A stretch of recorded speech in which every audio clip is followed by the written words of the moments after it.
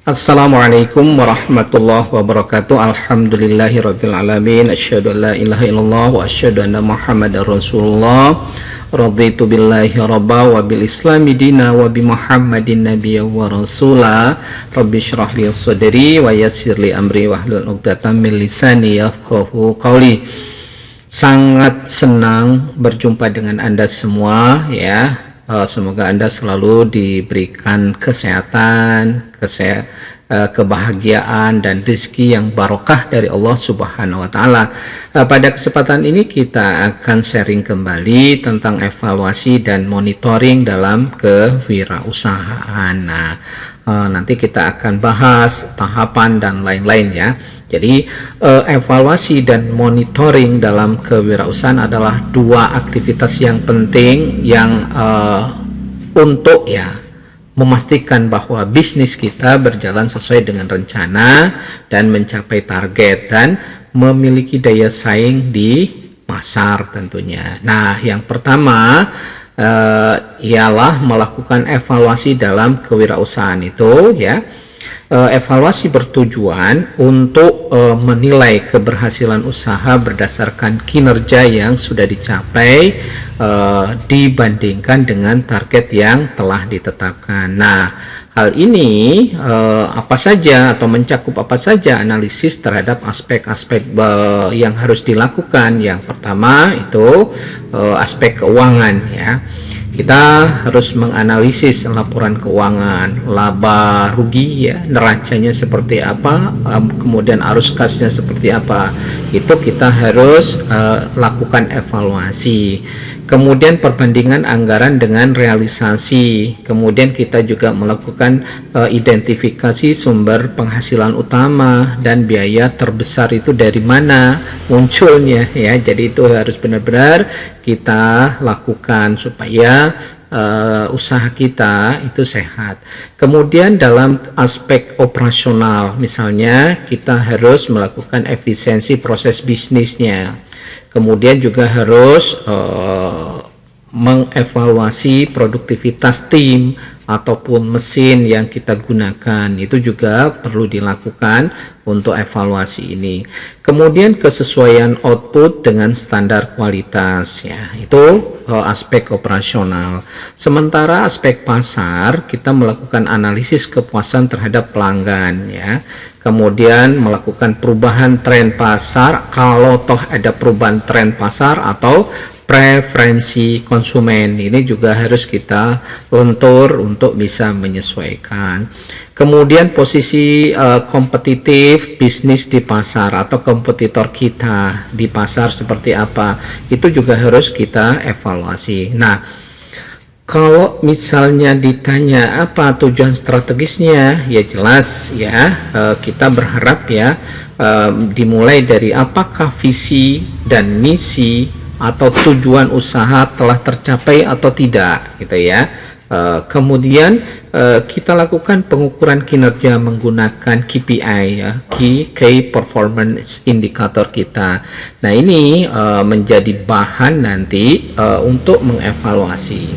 Nah, yang kedua kita melakukan monitoring dalam kewirausahaan ya. Jadi monitoring sendiri adalah proses pengawasan yang dilakukan secara kontinu ya untuk memastikan bahwa setiap aktivitas itu berjalan sesuai dengan rencana. Nah, ini akan berfungsi sebagai sistem peringatan dini, warning ya nantinya terhadap potensi kalau terjadi masalah. Nah, metodenya yang bisa kita lakukan monitoring ini yang bisa dilakukan ya tentunya dengan checklist misalnya ya, menggunakan daftar tugas untuk memastikan semua aktivitas selesai sesuai dengan jadwal. Atau kita juga kalau punya sedikit dana bisa menggunakan software atau sistem digital. Nah, aplikasi manajemen proyek atau aplikasi manajemen proyek atau CRM ya untuk memantau aktivitas dan progres usaha yang kita lakukan. Kemudian laporan harian ya, juga mingguan, bulanan, ini akan memberikan ringkasan perkembangan usaha ya. Semuanya ini adalah untuk memonitoring aktivitas yang terjadi di dalam perusahaan atau di dalam usaha kita. Berikutnya adalah feedback langsung, ya, mendengarkan saran dan keluhan ya dari karyawan, pelanggan ataupun mitra bisnis kita, ya. Kemudian kalau ditanya apa saja area atau di mana saja area yang bisa dipantau, yang jelas keuangan, ya. Jadi mengawasi pengeluaran dan pemasukan untuk menghindari kebocoran kas, ya, jangan sampai terjadi ini, ya. Kemudian di operasional memastikan, ya, kita harus monitoring, ya, dan memastikan kelancaran logistik, produksi dan distribusi. Yang berikutnya adalah kualitas produk ataupun layanan. Jadi memantau standar kualitas agar tetap konsisten. Kemudian performa tim. Jadi kita menilai produktivitas karyawan atau tim yang ada di perusahaan kita. Nah, kalau ditanya, ya, apa sih manfaat evaluasi dan monitoring ini, ya? Yang pertama itu adalah untuk kalau misalnya identifikasi masalah awal ini nanti akan bisa mencegah kerugian yang besar dengan mendeteksi masalah lebih dini, ya. Seperti penyakit lebih baik diketahui sejak awal sehingga terapinya atau kalau perlu ada usaha preventif yang bisa kita lakukan gitu. Kemudian yang kedua, pengambilan keputusan yang tepat. Data dari evaluasi dan monitoring ini akan membantu di dalam menyusun strategi baru nantinya yang lebih efektif tentunya, ya. Jadi dari pengalaman, dari sesuatu yang mungkin menimpa usaha kita. Kemudian peningkatan berkelanjutan. Jadi manfaatnya juga bisa menemukan area yang perlu ditingkatkan untuk mempertahankan daya saing. Kemudian yang keempat, ya, efisiensi dan produktivitas. Nah, ini akan memastikan bahwa penggunaan sumber daya itu bisa optimal nantinya, bisa efisien dan seoptimal mungkin bisa berdampak pada usaha kita. Nah, contoh, ya, kita contohkan langkah praktis yang bisa dilakukan di dalam monitoring dan evaluasi ini atau evaluasi dan monitoring ini, ya. Yang pertama itu bisa melakukan audit internal setiap 3 bulan misalnya, ya. Jadi setiap 3 bulan, jangan terlalu ini, ya. Kalau memang ada waktu bisa lebih sering, tetapi biasanya dilakukan yang tidak terlalu merepotkan itu bisa dilakukan setiap 3 bulan misalnya. Kemudian menggunakan KPI, ya, atau Key Performance Indicator seperti Customer Retention Rate atau Profit Margin untuk mengevaluasi keberhasilan dari usaha kita. Kemudian juga bisa melibatkan seluruh tim dalam rapat evaluasi bulanan untuk mencari solusi bersama, ya. Oke, itu yang bisa dilakukan. Kemudian kalau kita bahas lebih spesifik lagi tentang evaluasi dalam kewirausahaan, ya. Jadi evaluasi dalam kewirausahaan adalah proses sistematis untuk menilai kinerja usaha, ya, keberhasilan dan pencapaian tujuan, dan identifikasi area yang memerlukan perbaikan. Kemudian evaluasi ini akan membantu seorang wirausahawan, ya, memastikan bahwa usaha mereka berkembang sesuai dengan rencana dan mampu bertahan dalam persaingan, ya. Nah, ya, itulah yang kita harapkan, ya. Kita bisa lolos, ya, dari seleksi alam di bidang usaha yang mungkin, ya, sangat ketat, ya, di sekarang ini. Nah, sekarang tujuan evaluasi dalam kewirausahaan. Jadi yang pertama itu mengukur keberhasilan. Jadi menilai apakah tujuan strategis, tujuan operasional dan finansial telah tercapai, ya. Ini. Kemudian yang kedua mengidentifikasi masalah, mengenali tantangan atau hambatan yang mengganggu perkembangan bisnis, ya. Jangan sampai bisnis kita baru 1 tahun sudah tumbang, sudah tidak berkembang lagi.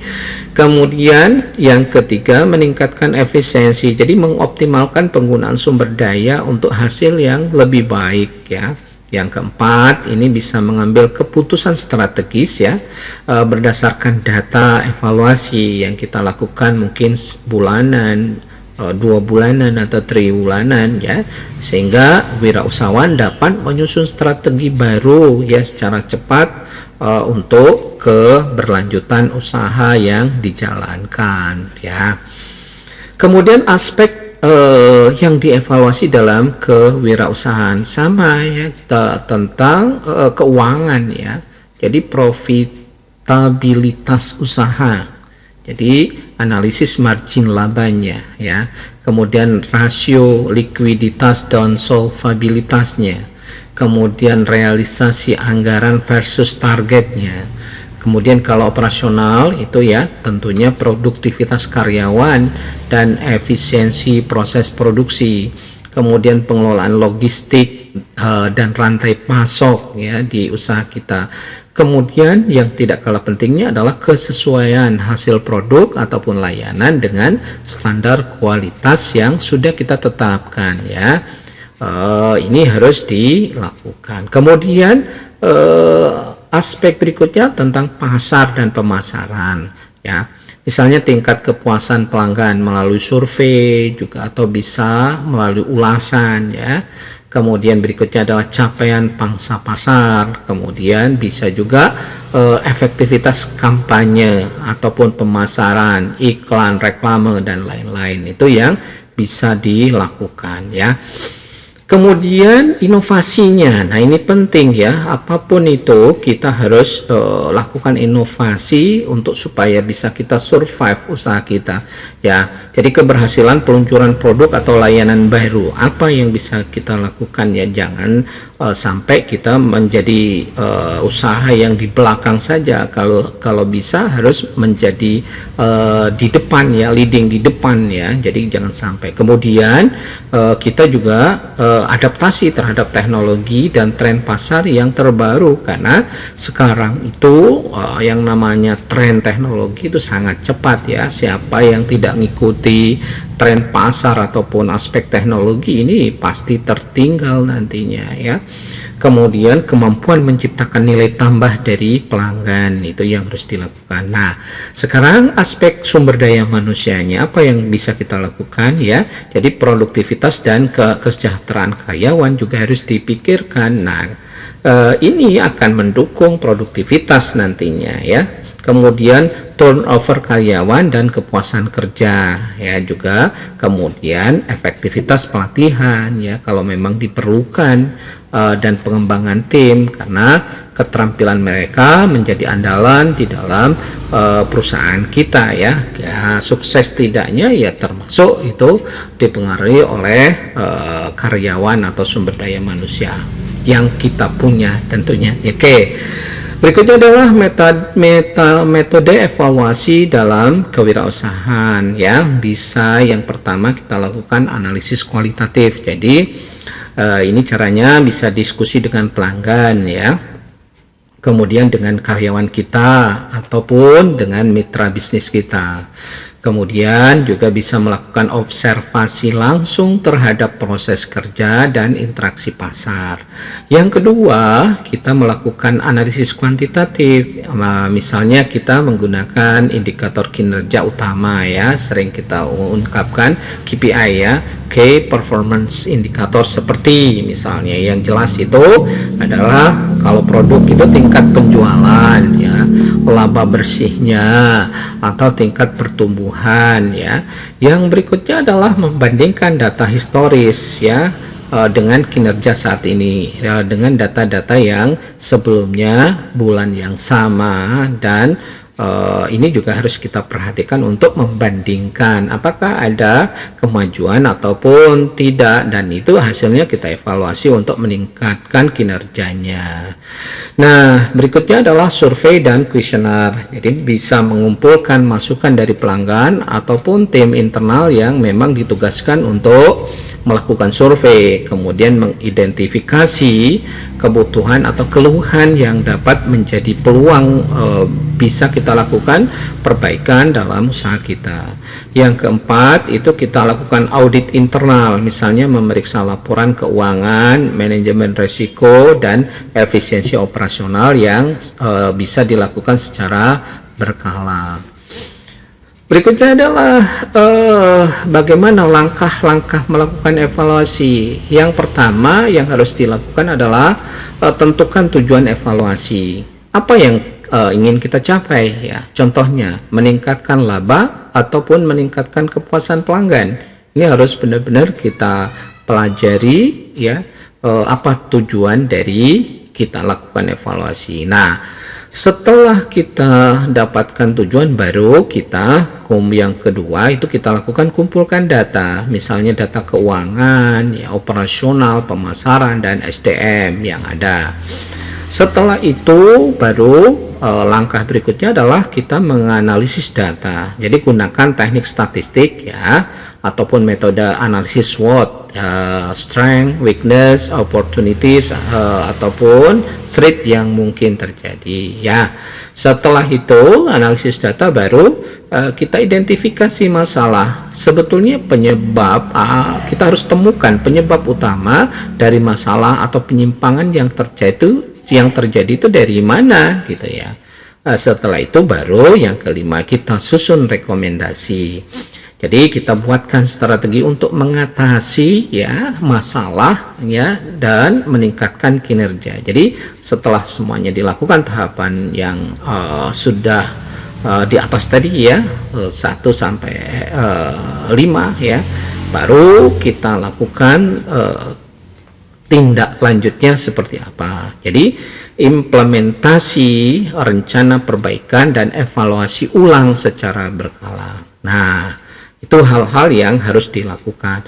Kemudian kalau ditanya apa manfaat evaluasi dalam kewirausahaan itu, yang pertama itu jelas ini akan meningkatkan keputusan bisnis ya. Jadi data yang valid ini akan membantu pengambilan keputusan yang tepat berbasiskan fakta, tidak hanya kira-kira ya.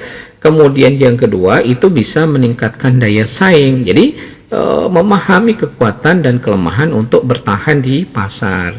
Yang ketiga itu efisiensi dan produktivitas. Jadi kita identifikasi area pemborosan untuk mengurangi biaya. Yang keempat itu mencegah krisis. Jadi mengenali masalah lebih awal sehingga dapat diatasi sebelum menjadi masalah tersebut menjadi besar ya. Nanti kalau sudah besar sulit untuk dipadamkan ya kalau toh api ya.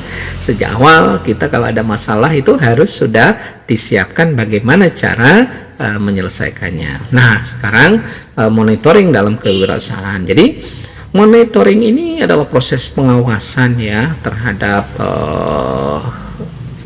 suatu usaha yang dilakukan berkelanjutan ya.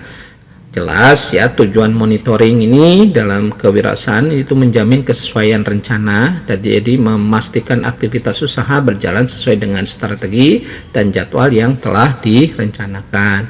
Kemudian kita lakukan deteksi masalah secara dini, kemudian mengidentifikasi potensi resiko ataupun hambatan sebelum menjadi krisis yang besar ya.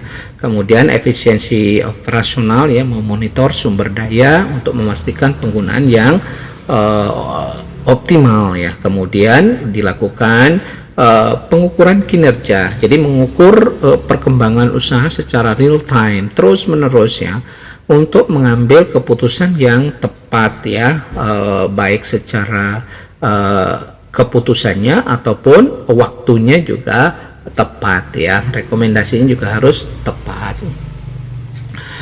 Kemudian aspek yang dimonitor tentunya dalam kewirausahaan itu masalah keuangan ya, kas masuk keluar, cash flow, keseimbangan antara biaya dan pendapatan, piutangnya dan utang usaha itu juga harus diperhatikan ya. Kemudian operasional produktivitas harian ataupun mingguan atau bulanan, itu juga harus dilakukan ya, dimonitor.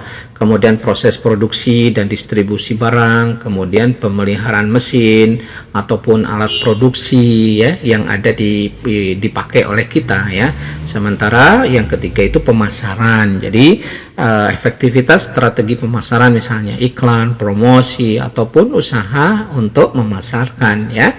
Kemudian peningkatan jumlah pelanggan baru dan retensi pelanggan lama ya. Kemudian perubahan tren dan preferensi pasar yang terjadi, semuanya itu harus disikapi ya dengan baik dan tepat tentunya. Nah, yang keempat tentunya memonitoring sumber daya manusia, jadi kinerjanya dan kehadiran karyawan, kemudian kepuasan kerja di dalam tim, kemudian tingkat pelatihan dan pengembangan kemampuan karyawan.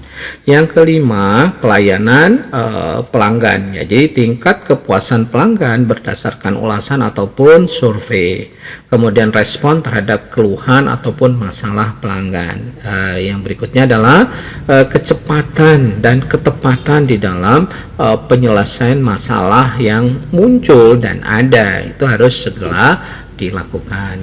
Nah, sekarang metodenya, bagaimana metode monitoring dalam kewirausahaan? Jadi penggunaan tentunya indikator kinerja utama atau KPI. Jadi menentukan metrik seperti laba bersihnya, tingkat retensi pelanggan atau jumlah unit yang diproduksi. Kemudian juga bisa menggunakan teknologi digital, jadi menggunakan software manajemen bisnis seperti ERP, Enterprise Resource Planning, atau aplikasi CRM ya, Customer Relationship Management ya.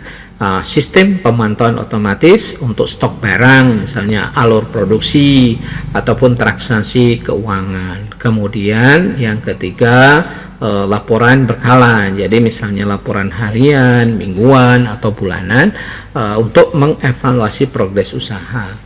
Kemudian observasi langsung, jadi mengunjungi area kerja untuk memantau proses bisnis dan kondisi lapangan.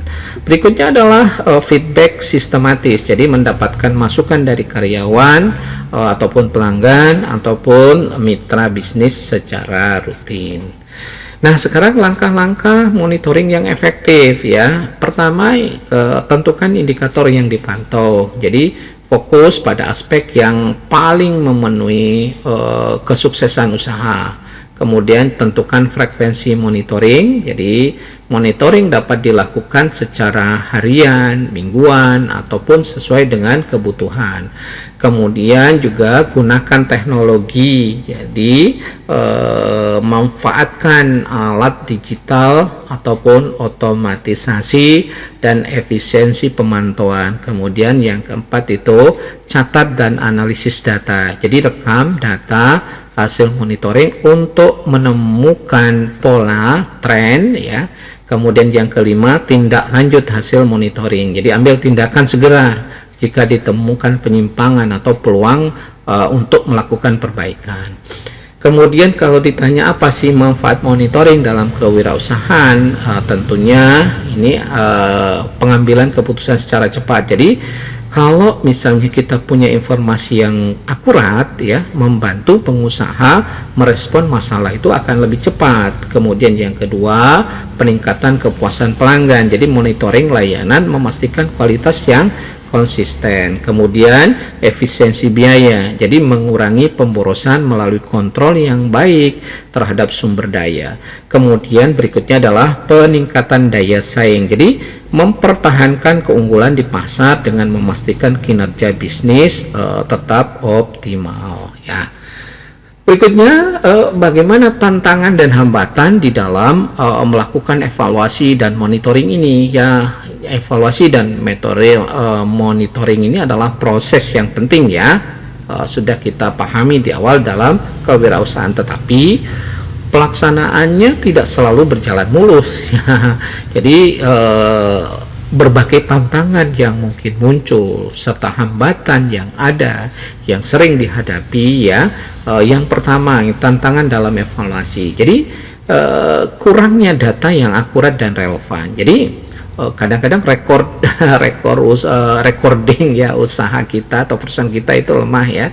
Jadi pertama yang harus dilakukan adalah pengumpulan data yang tidak memadai atau tidak relevan dengan kebutuhan evaluasi. Ini akan dapat menghasilkan analisis yang salah. Contoh misalnya ya, data penjualan yang tidak terorganisir ataupun laporan keuangan yang tidak diperbaharui ya.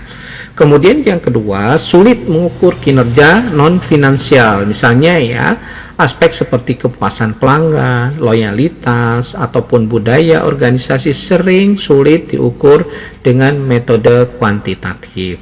Yang ketiga itu adalah keterbatasan waktu dan sumber daya. Wirausahawan sering menghadapi tekanan untuk mengelola operasional sehari-hari sehingga evaluasi kurang mendapatkan prioritas. Yang berikutnya adalah keterbatasan tim yang terlatih dalam melakukan evaluasi juga menjadi hambatan.